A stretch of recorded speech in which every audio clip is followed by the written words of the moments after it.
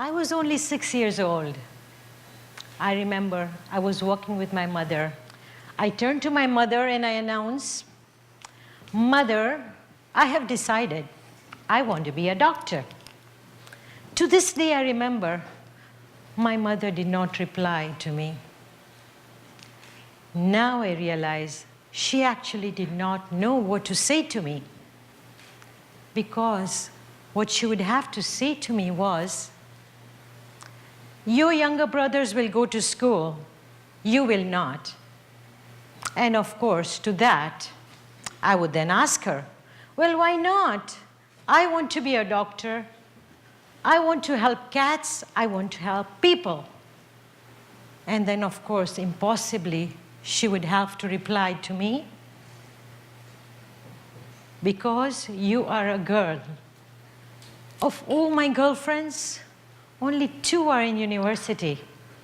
1 in 4 university students are women." But in truth, even with education, there were very limited opportunities for women.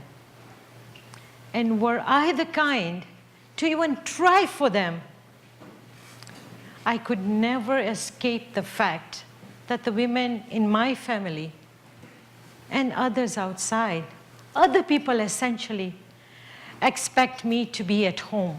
Now I'm happily married, but if I weren't, I would not have the right to leave my husband. My future was written for me. I have 3 kids. 2 of them are daughters. What if I believed that I could chart a different course for them, for my daughters and their future? I will from now try and make the best decisions for them, their future. I have to believe that something different is possible for them. In my lifetime, things will be different. So where did I just take you? Where was this story set? Where might it be that girls from the moment they are born would have such few rights, so little choice? Where, if we better understood taking care of the health of women and children, if we invested in their education and their rights, that we could completely change the kind of society we could be? Where was this story from?